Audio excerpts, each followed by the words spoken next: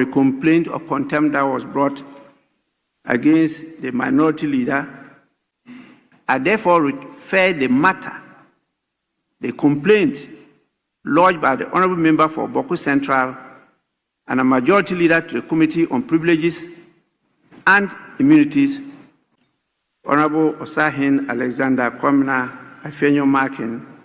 The Speaker of Parliament, Ora Bagbin, verse Honourable Afenyo Markin. Obibu say a dear sameness, and I say a dear dependence here.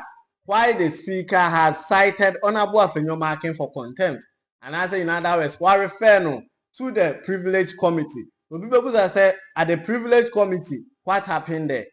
You know, for you to be a member of Parliament, you find says so subai bi a woda na di ne enye azumi say ubu Speaker ne mra bi so ubu Parliament House mra bi so a ye de wokọ honum in a form of like a discipline committee whereby and some no ye behwehwe mu ahwese we na we and one ye, and then if there is any sanction we give it to you.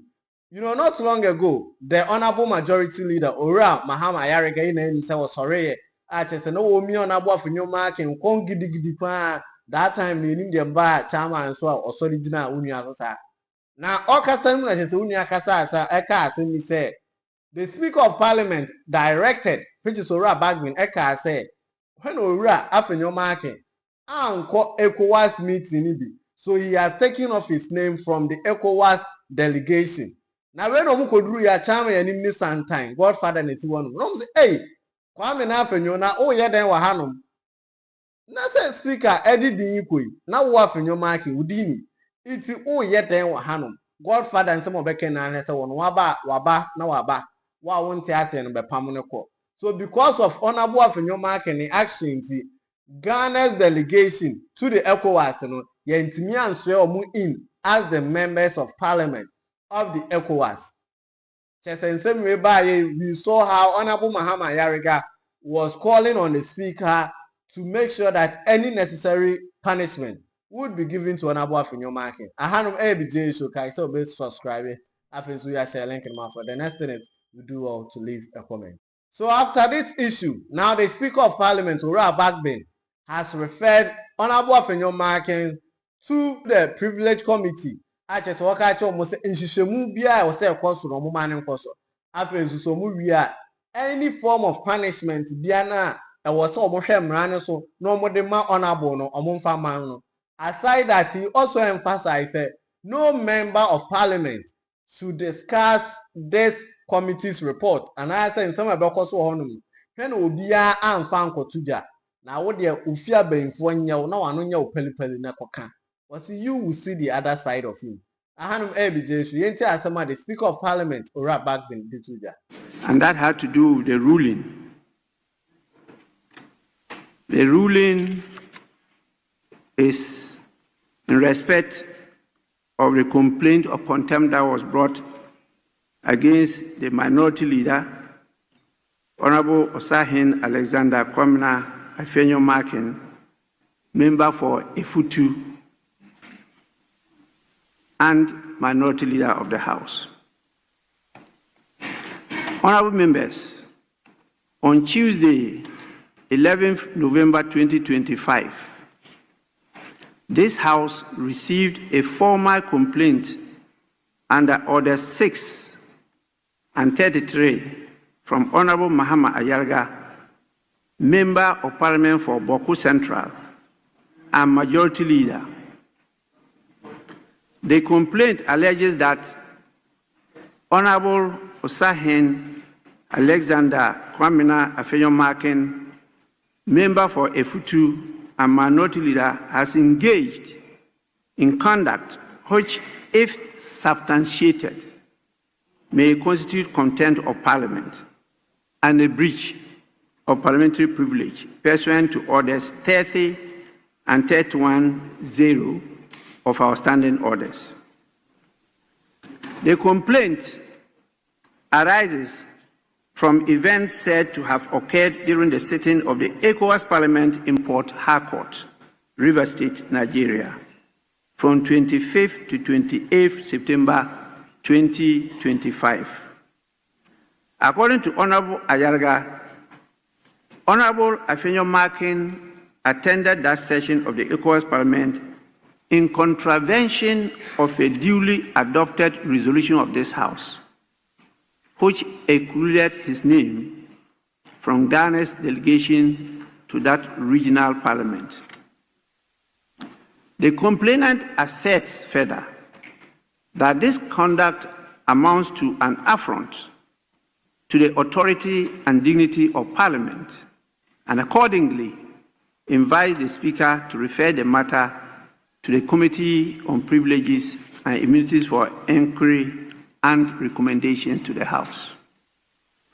Honourable members, as I indicated at the close of the Majority Leader's submission that day, the standing orders prescribe the procedure to be followed when allegations of contempt or breach of privilege falls to the Speaker in the first instance to determine whether the facts disclosed in the complaint established a prima facie case warranting referral to the committee. Members recall that I deferred my ruling to the next day, and that was to be Wednesday, 12 November 2025. However, the pressures of business on the order paper made it impossible to deliver the ruling on that day. I am now in a position to do so. In considering this matter, I have reflected carefully on the facts alleged, the standing orders, and the relevant constitutional and statutory provisions governing 1, the authority of Parliament, 2, the binding force of parliamentary resolutions, and 3, the scope of Parliament's contempt jurisdiction. What is the nature and effect of a resolution of Parliament?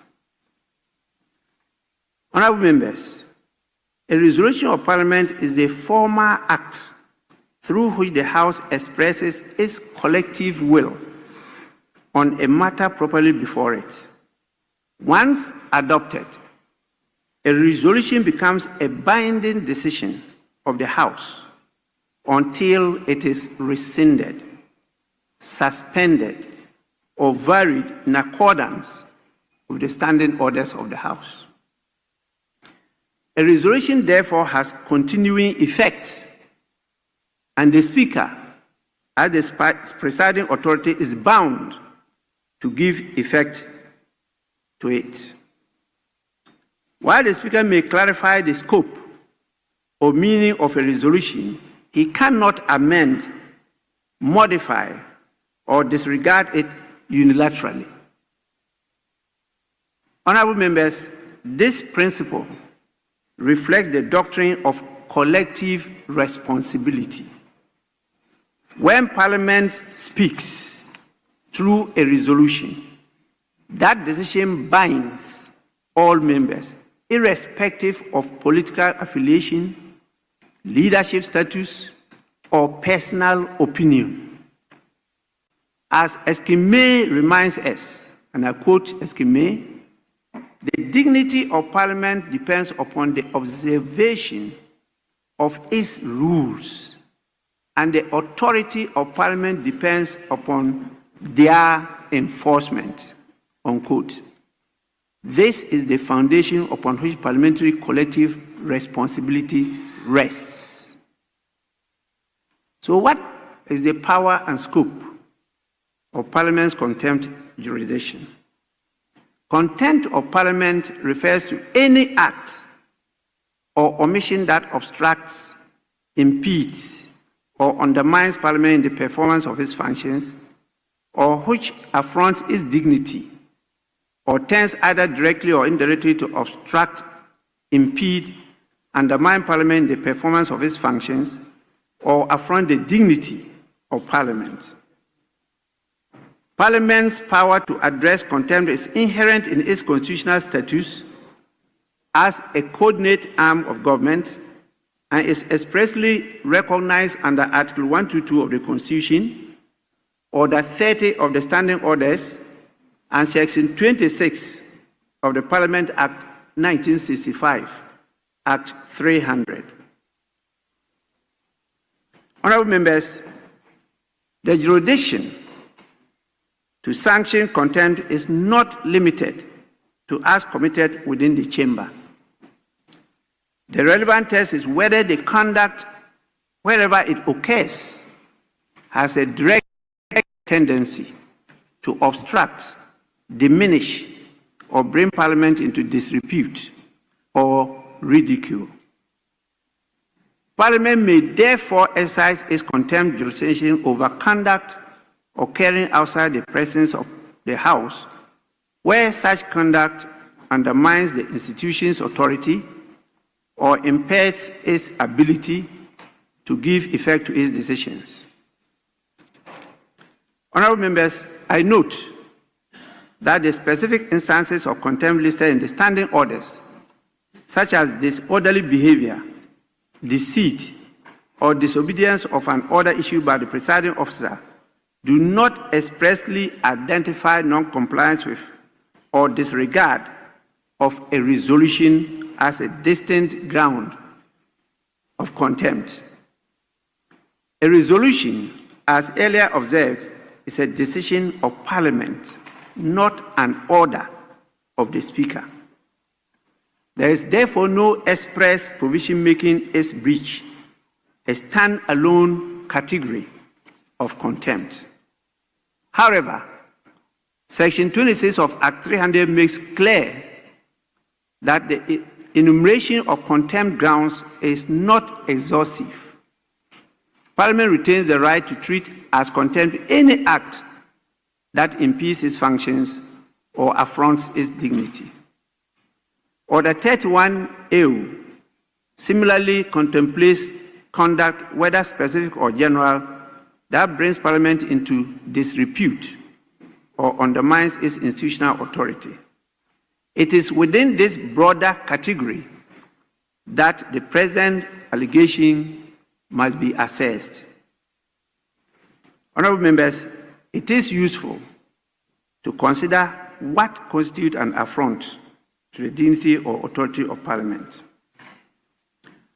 Orders 30C and 31A prove directly or indirectly brings Parliament into disrepute or which undermines its authority, reputation, or dignity may amount to contempt.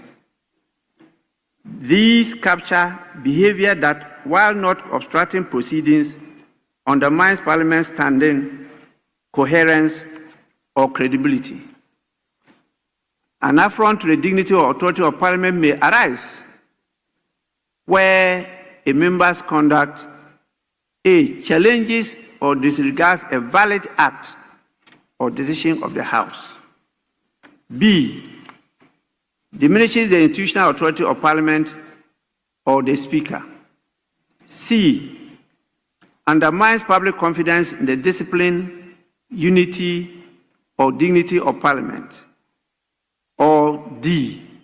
brings Parliament into disrepute before state organs or external bodies. Unlike other specific grounds of contempt set out in the standing orders, this category focuses not on the place where the act occurred, but on its effect. Conduct that conveys the impression that Parliament's decision may be ignored without consequence qualify as an affront to dignity, even if committed outside the presence of the House. Democratic experience across the world teaches that institutions endure not by their formal design alone, but by the conduct of those entrusted with them. The strength of this House, therefore, rests not merely in its constitutional design, but in the consistent respect members accord to its decisions and processes. Honorable members, having reviewed the complaint, the standing orders, and the governing principles, I am satisfied that the matter raised prima facie implicates the dignity and institutional integrity of this House. Pursuant to Order 34.1, I therefore refer the matter, the complaint lodged by the Honourable Member for Bawku Central and a Majority Leader to the Committee on Privileges and Immunities for examination, inquiry, investigation, and report to the House. The committee is directed to 1. Ascertain the relevant facts giving rise to the complaint, including the actions taken by the House and by the Honourable Member concerned. 2. Review those actions taken within the framework of our standing orders and the applicable protocols of the ECOWAS Parliament. 3. Determine whether the conduct, if established, constitutes contempt of Parliament or a breach of privilege under Orders 30 and 31A. And 4. Make appropriate recommendations to the House for its consideration. In conclusion, honourable members, whatever our political differences, the authority of Parliament rests on a shared commitment to respect its decisions and uphold the integrity of its processes. Allegations that a member has disregarded a decision of this House must therefore be examined with fairness, constitutional fidelity, and a clear regard for the institutional independence of Parliament. I urge the committee to discharge its mandate with diligence, impartiality, and decorum, ensuring that all parties are given a fair hearing. Until the committee completes its inquiry and responds to the House, and reports to the House, I advise honourable members to refrain from public commentary on this matter in order to preserve the dignity and unity of this august House. I thank all of you for your attention, and I pray that discipline will prevail in this matter. Thank you so much. That's the Speaker of Parliament, Bagbin, in some of the two concerning Honourable Afenyo Markin behavior and I say on Kodan Edi ECOWAS.